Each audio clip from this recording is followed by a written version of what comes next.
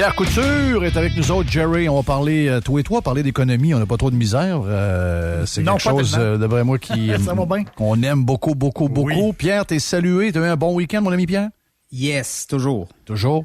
Hey, t'étais dans tes textes, en fait, dans tes liners que tu m'as envoyés, tu me dis, les restos ouvrent en espérant que ça va être plus facile pour les restaurants que les centres commerciaux. Les nouvelles que nous avons eues du Cosmos ce matin, vraiment, c'est rafraîchissant. Puis je pense que ça a été très, très, très bon. En fait, 2/3 du chiffre d'affaires d'un lundi matin régulier, alors qu'il y a plein de normes. Donc ça, c'est très, très, très, très bon. C'est des bonnes nouvelles. Hâte d'avoir d'autres détails. Ce qu'on va faire en passant, on va le laisser aller la semaine un peu, puis on va parler avec les restaurateurs. Je sais que Dom a fait le tour ce matin pas mal. Et cette semaine plus tard, on fera le tour avec les restaurateurs pour voir comment ça a été. Mais les centres commerciaux, Pierre... c'est tough. Vraiment tough, là. Oui, c'est tough. Je sais pas si vous êtes allé vous promener un peu dans les centres commerciaux. Oui, je suis allé. Il y a pas, c'est pas tout le monde qui est ouvert, là. Donc, on a quand même une indication que le désastre est là. Puis pour quand on jase avec ceux qui sont ouverts, il y en a, les clients sont rares, là. Mais c'est spécial pareil, parce que les magasins sont pleins dans les power centers. Tu sais, hier, je te le dis, là, facilement 200-300 personnes qui attendaient au Ikea. Moi, je capote. J'étais allé samedi, j'étais allé pour aller au Ikea, je revirais de bord.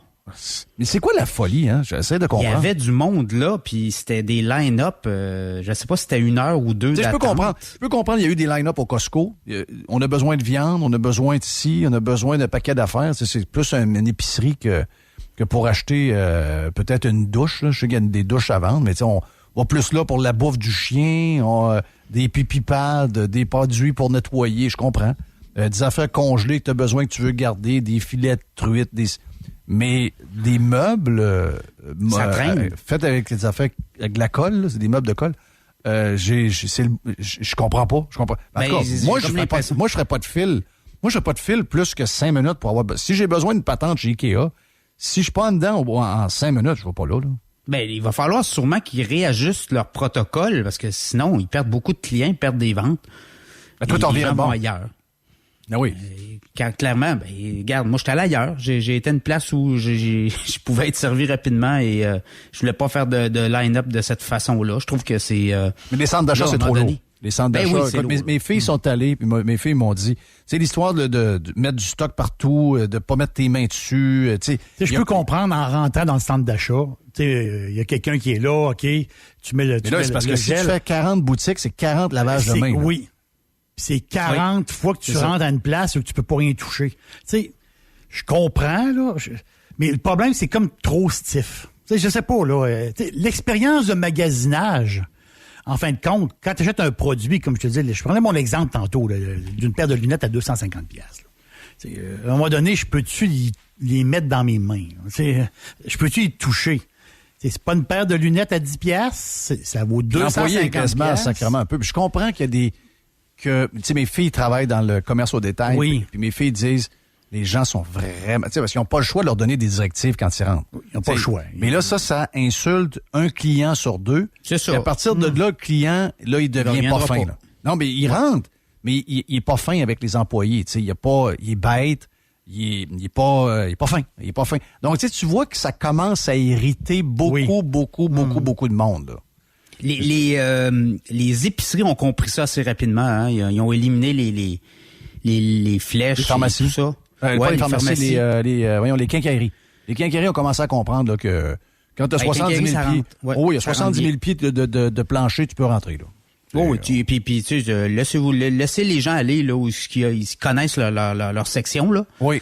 Laissez-les aller là, puis ça va bien aller. Il y a pas plus de monde aux caisses, il y a pas de cohue. C'est-à-dire que ça roule très bien. Alors, écoute, dans le cas d'IKEA, c'est ça. Alors, les centres commerciaux, c'est très tough. On nous dit qu'aussi dans le Vieux-Québec, le petit Champlain, il n'y a pas de touristes. Champlain, c'est triste. Vraiment triste. Ah, écoute, c'est tough. Même si en fin de semaine, il y avait un peu de monde parce qu'il faut que les gens y aillent. Faut que les gens les locaux, faut que vous repreniez votre ville, sinon ces gens-là vont crever. Si les locaux vont pas faire un tour, puis là, en espérant qu'ils peuvent rapidement ouvrir tout ce qu'il faut là, aujourd'hui, sans trop d'agression de la part des fonctionnaires sur des normes qui n'ont pas de bon sens, là. C'est la norme du 2 mètres, là. Je sais qu'elle a été toute changée ce midi, puis on comprend rien, là.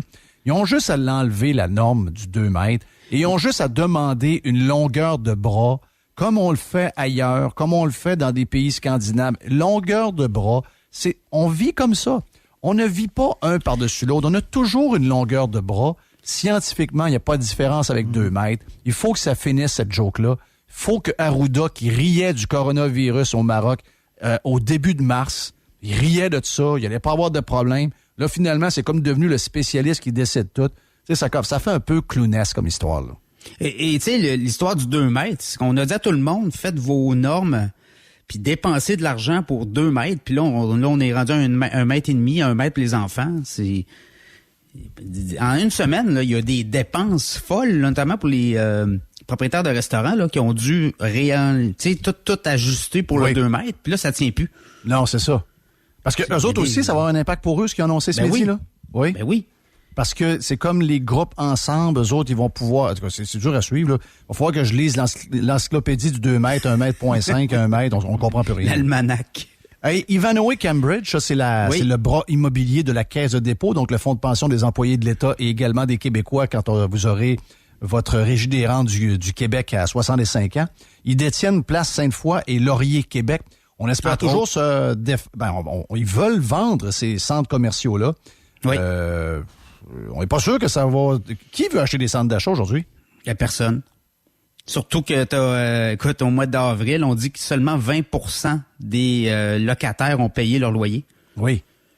Écoute, le portefeuille d'Ivanhoé, il y a une nouvelle PDG, là, l'ancien Claude Sirois est parti. Je pense que c'est pas étranger avec ce qu'on a connu, puis les placements qu'ils ont fait dans les centres commerciaux. Il y a ceux qui ont mis de l'argent, là. Ils ont mis du cash pour les rénover. Ils ont, absolument. Ils ont comme mis plus de restos, plus d'affaires. Ben, en toi puis moi, cette époque-là de centres commerciaux, on est à la fin, là. On est à la fin.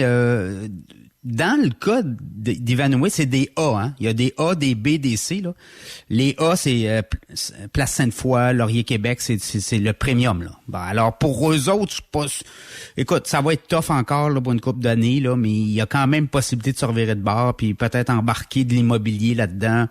On va voir un changement. Moi, j'ai comme l'impression qu'on pourrait voir des écoles arriver assez rapidement dans les centres commerciaux. Des écoles? Au lieu de partir là, des constructions d'écoles à grands frais, là, pourquoi on va pas là? Pourquoi pas faire des CHSLD dans les centres commerciaux tant qu'à y être, là, tu sais? Ouais. Les pieds carrés sont là. Oh, oui, je comprends. Parce que, tu sais, à chaque fois qu'il va y avoir un commerce qui va fermer dans un centre d'achat, moi, je pense pas qu'il soit... Je pense que ça devient un local vide pour l'éternité. Ben oui. Exactement. Il y a assez les histoires de restaurants, là. Mais tu sais, les restaurants d'un centre d'achat, c'est qu'ils sont pas capables de t'offrir quelque chose à 13 piastres. Ils payent le pied carré 200 piastres. Sur des normes de là 10 ans là, ou 5 ans, sur de l'achalandage qui tient plus la route. Et la seule façon de te départir d'un bail commercial, c'est de faire faillite ou de te placer à l'abri de tes créanciers. C'est la seule façon, c'est le langage qui parle actuellement. Oui, c'est ça. Alors, regarde, les idées sont bonnes, que ce soit des écoles, que ce soit... Mais tu sais, les écoles, m'a te posé la question, là.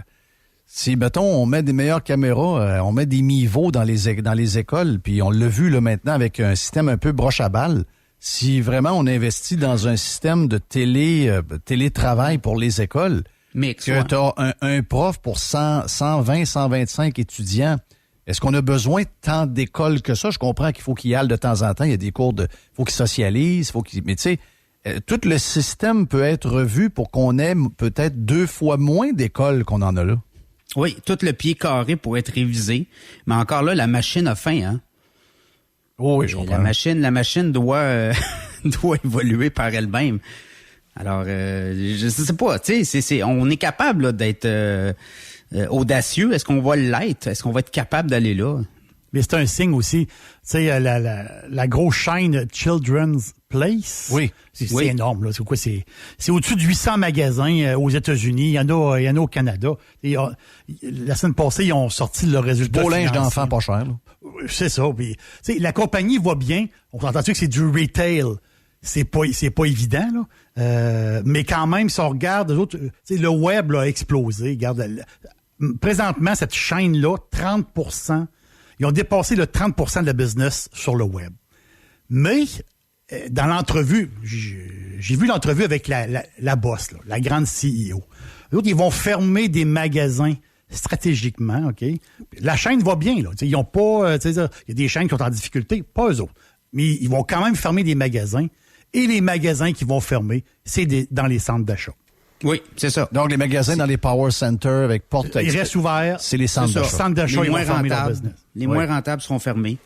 Ah, c'est pété. Puis là, on n'attire pas, là, j'ai plusieurs encore messages des auditeurs qui disent, bon, on a le droit de s'asseoir, on n'a pas le droit de manger dans les centres d'achat, tu vas aux toilettes, il y a un gardien de sécurité qui est à l'entrée. Tu sais, t'as l'air de déranger. Un autre auditeur qui dit que t'es allé s'acheter des écouteurs hier, puis finalement, c'est même pas compatible avec son radio CB dans le troc, puis il peut pas y retourner. On dit que c'est pas remboursable. Non. Puis tiens, derrière, j'ajoute, il y en a qui essaient de couper les coûts. Walmart à Saint-Georges, aucune caisse ouverte avec caissier, caissière aujourd'hui. C'est juste les caisses automatisées. Oui.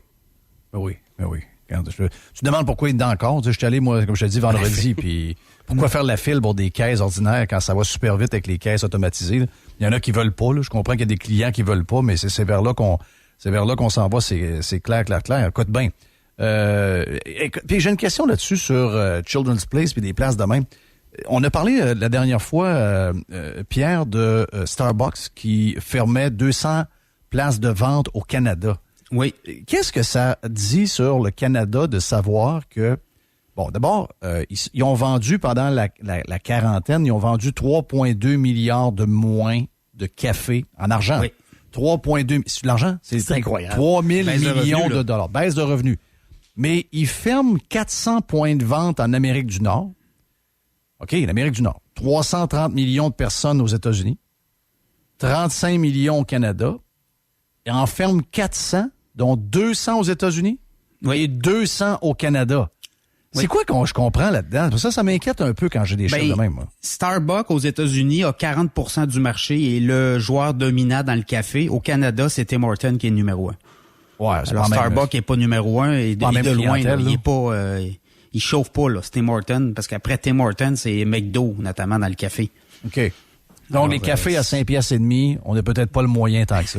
C'est un peu ça, là? Je pense que c'est ça qu'il faut comprendre. Ça va au pied carré, mais ça va aussi à la population, là. Mais non, mais ça va. Si tu fais 50 000 en Floride, il te reste quoi, 38 000?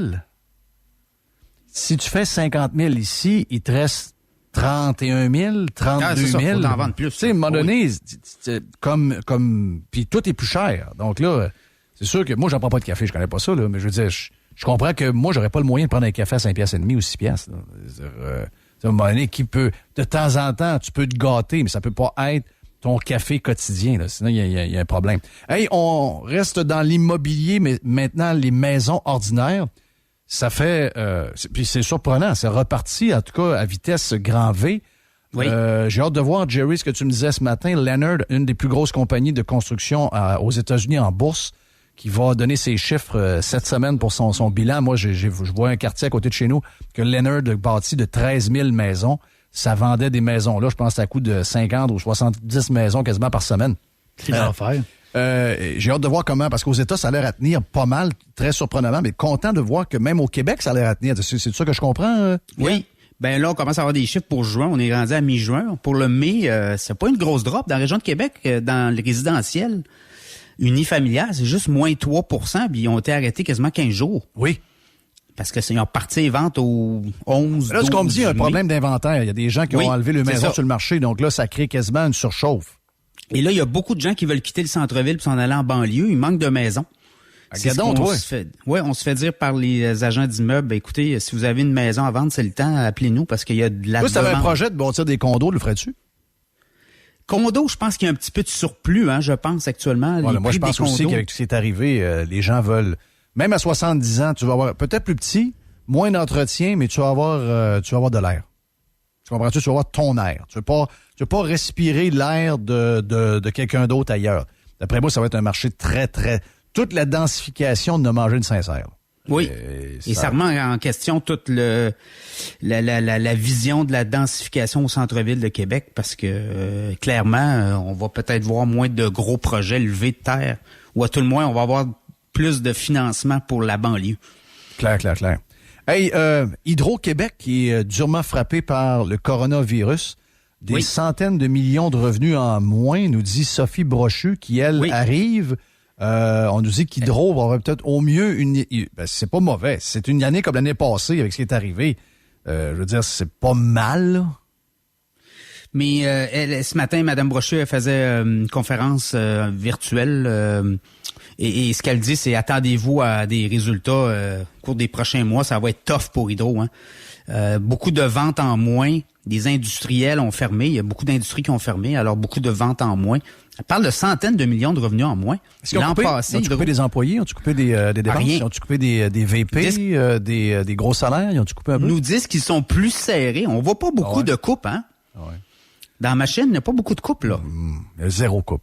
Il y a zéro coupe dans les villes, il y a zéro coupe. Ah oui, ils ont coupé 2000 employés. Come on, n'importe quoi. Le gouvernement n'a rien coupé, rien, nulle part. Hydro-Québec. Personne n'a baissé leur salaire. Y a-tu quelqu'un qui va pleurer pour Hydro-Québec, là? Sérieux, y a-tu quelqu'un qui va avoir une larme pour Hydro-Québec? Ils ont donné aucun rabais à personne. Hydro-Québec continue de charger TPS, TVQ sur les factures pour un besoin qui est essentiel. Hydro-Québec n'a pas donné aucun break à personne pendant le coronavirus. Moi, Hydro-Québec, tant qu'à moi, ils peuvent bien aller se faire foutre. Je vois une machine sans cœur qui a eu aucun changement d'attitude avec ses clients pendant le coronavirus. C'était tout simplement dégueulasse. Il aurait pu nous donner un break, il aurait pu nous donner un mois gratuit, il aurait pu nous dire qu'il n'allait pas charger TPS, TVQ, que c'est entendu avec les gouvernements. Oui. Il aurait pu nous dire un paquet d'affaires. Ces gens-là ont été sans cœur pendant le coronavirus pour tous leurs clients. Il arrivera ce qui arrivera, puis il arrivera ce qui arrivera pour eux autres. Regarde, moi, j'ai pas une seule j'ai pas une larme pour Hydro-Québec, pas une seule de disponible. Les ventes aux États-Unis sont en forte baisse et ça va continuer. Les Américains mettent beaucoup de panneaux solaires sur leurs résidences, Nouvelle-Angleterre, notamment l'État de New York. Et là, ça vient frapper vraiment. Les prix du gaz sont très bas, hein. Et aux États-Unis, c'est les prix, les centrales au gaz qui concurrencent Hydro. C'est surtout ça, là. Ouais. Fait qu'on est pogné avec notre électricité en haut. On a des gros barrages, on déborde, on devait être riche, on devait être l'Arabie Saoudite de l'électricité, c'est ça. L'Arabie Saoudite de l'eau potable, c'est comment ils appellent ça, l'or bleu. L'or bleu, oui. C'est l'or bleu, oui, c'est n'importe quoi. Là, on s'en va dans l'électrique, les voitures électriques. Écoute, c'est Hydro-Québec qui installe des bornes. Oui, mais on l'a dit la semaine passée. Il n'y aura pas de changement. Les gens n'auront pas plus de voitures. Les cours qui ont des voitures électriques en ce moment, les cours sont pleines de chars électriques que personne ne veut. Regarde, c'est qu'on fasse ça. Tu sais, je comprends qu'au Québec, s'il y a une place où on pourrait avoir des chars électriques à se faire crosser de même avec du pétrole à 1,5, on a du fioul en ce moment à 1,5 pour les voitures. 1,5, le baril, t'as combien, Jerry, quoi? 37, 36 piastres, c'est vrai? 36. C'était à 40 la semaine passée. Oui, il a rebaissé un peu. On est à 1,5 pour un baril à 36 piastres. Méchante gang de crosseurs, là. Méchante gang de crosseurs. Quand ça monte de 2-3 piastres, ils sont vite, hein? Oui. Quand ça baisse pas. Ah non, ça prend du temps. Ah oui, mais on a des inventaires. 3 semaines. On a des inventaires. Ah oui, mais les inventaires, le baril a été 2 jours à 41 piastres, je vois le vert. T'as trouvé pas de prix de ton inventaire ces 2 jours-là? Ouais. Ça marche d'un bord. Le PDG de la Banque Laurentienne, François Desjardins. Oui. Drôle de nom, lui. Drôle de nom pour le PDG de la Banque Laurentienne. François Desjardins. D'abord, moi, François Desjardins n'est pas à bonne place. Il va quitter ses fonctions. Il va quitter ses fonctions à la fin juin, prendre la retraite à 49 ans. On sait où il s'en va, là. Prends sa retraite. Non, c'est clair, là. C'est un congédiement déguisé, ça, là. Oh oui. Écoute, il s'en va. Il était là depuis qu'il avait 20 ans. Ça fait 29 ans qu'il est là. Il a commencé comme caissier. Il a fait comme Guy Cormier a fait la même chose chez Desjardins, hein. Commencé comme caissier, a monté jusqu'en haut. Mais très controversé, beaucoup de réformes. Ils ont de la misère. La Banque Laurentienne a de la misère à trouver sa voie. Le gars est riche, là. Ah, non. Il souhaite, là, lui, il n'aura pas de problème de fin de mois, là. Non. Hey, retraite à 49 ans.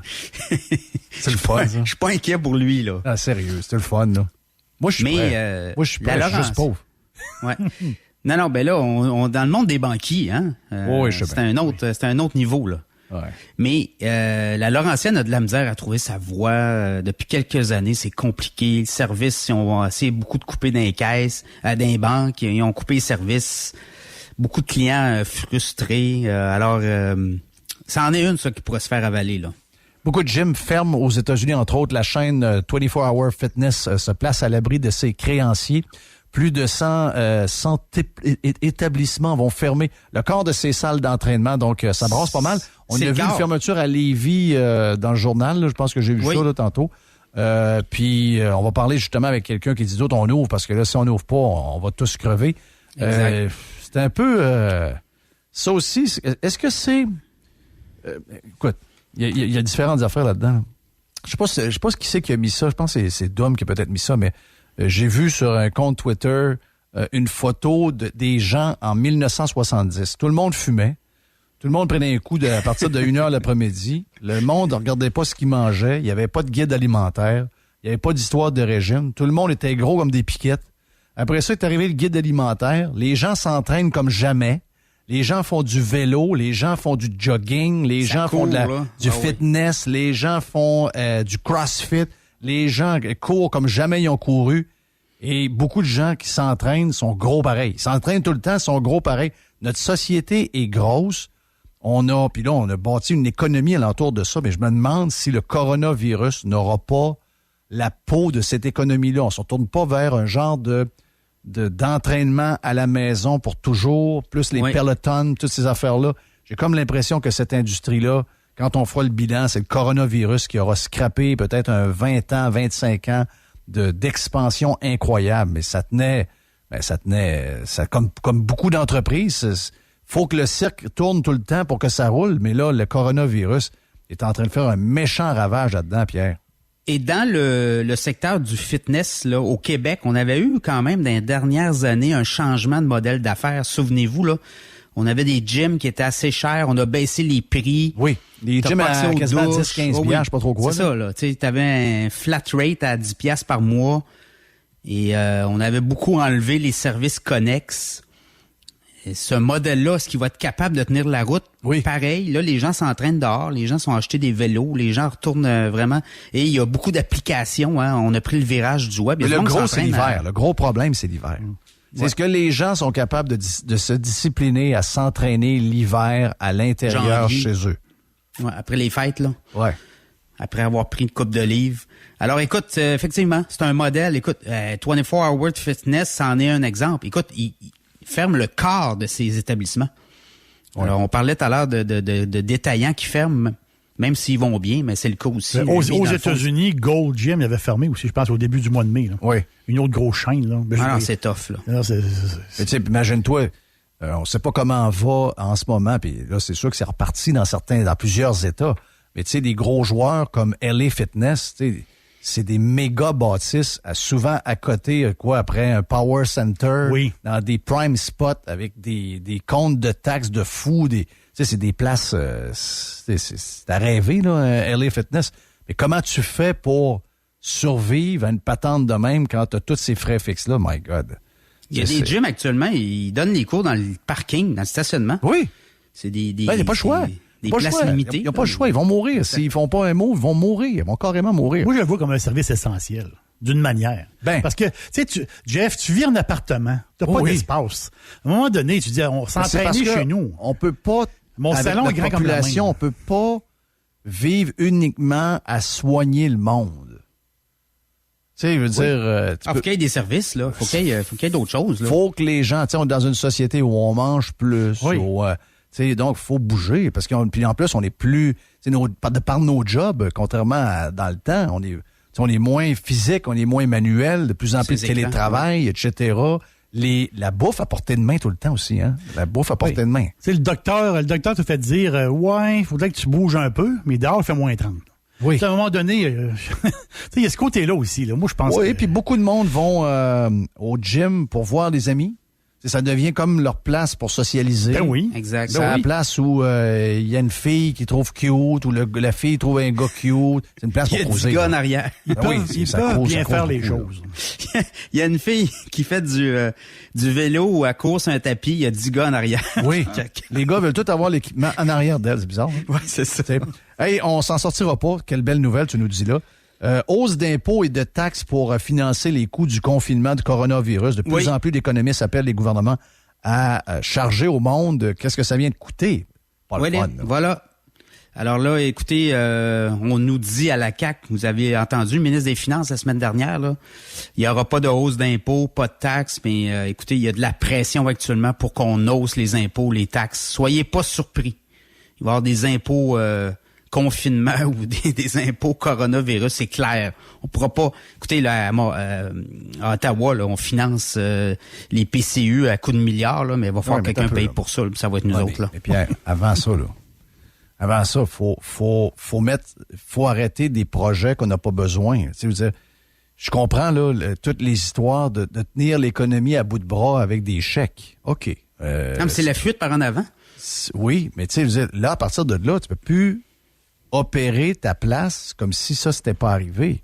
Tu sais, prenons juste l'exemple à Québec du tramway. Je veux dire, même pour les gens qui le veulent, tu sais, je veux dire, s'ils sont moyennement intelligents avec les milliards qui viennent de... Hey, juste en équipement médical pour le staff, des gants, des masques puis des jaquettes, on a acheté pour 1 milliard. 1 milliard! Wow. OK? C'était pas prévu, là. Je veux dire, ce milliard-là, il n'existe pas, là. Il est pris quelque part. Donc, à un moment donné, même si vous êtes pour... Quand moi, je suis pour le 3e lien, mais je vois bien que dans le contexte de bâtir quelque chose qui devrait coûter ailleurs 1 milliard, mais qui ici va en coûter 4, ça n'a aucun sens. Ça n'a 0 sens. Parce qu'on n'a pas le moyen, ni le Canada qui finance en partie, ni le gouvernement du Québec a le moyen. Et surtout que on ne sait pas comment l'économie va se comporter dans les prochaines années. Les 2 prochaines années, il y a un point d'interrogation au-dessus de ça. Donc, avant de commencer à venir appauvrir le monde avec plus de taxes et plus d'impôts, les économistes m'énervent tout le temps, moi. Les économistes sont à watcher, là. Mais pour un gouvernement ou pour des gouvernements, l'opportunité de hausser les taxes et les impôts est là. Oui. Elle sera pas dans 2 ans à la veille d'une campagne électorale ou dans 3 ans, mais que l'économie tourne puis qu'il y ait des surplus ou dans 4 ans pour se payer la machine qu'ils ont et qu'ils veulent toujours venir vous en chercher davantage dans vos poches. L'opportunité est là. Oh oui, t'as bien raison. N'oubliez jamais ça, là. Hey, pour finir, Pierre, les marchés, écoutez, il y avait une histoire de 2e vague. Ça a comme commencé en fou un matin par le bas. C'est en train de se stabiliser un peu. Je pense que cette crainte-là de 2e vague va s'estomper rapidement au cours de la semaine. Il n'y a pas grand-chose là-dedans, nulle part. Là. Mais les marchés sont rouges. Le prix du pétrole qui a perdu 10 de sa valeur depuis la semaine dernière. Puis, comme on le disait tantôt, toujours pas de prix à la pompe plus bas. Là. Ils sont terribles. C'est ça. Ils sont l'enfer. Ben, hey, quand est-ce qu'on gagne? À part ceux qui ont eu des chèques, on gagne quand? Quand on gagne? On gagne jamais. Tu gagnes à la loterie. Ben, moi, je joue pas à la loterie. C'est ça. J'aurais peut-être commencé à jouer, je vois le vert. Commencer à la loterie ou... Écoute, il y a 2 certitudes, hein, la mort et les impôts. Oui. Le reste, faites-en ce que vous voulez, là. Il faut... ça prend des petites victoires. Pierre, on te reparle pas mercredi. T'es avec Dom Moret mercredi. Yes. Vendredi, t'es avec mes deux fatigants, donc Dom et Lo. Bonne semaine, mon ami. On se reparle la semaine prochaine. Salut, bye. C'était Pierre Couture. La pause et on revient dans un instant. Vous êtes sur Radio X. Le segment de Pierre Couture est une présentation d'Oricom Internet, le spécialiste Internet à Québec. Prix imbattable et service incroyable. Passez à Oricom Internet dès aujourd'hui. Pour une connexion résidentielle ou affaires, visitez oricom.ca. Jeff Fillion, Radio X.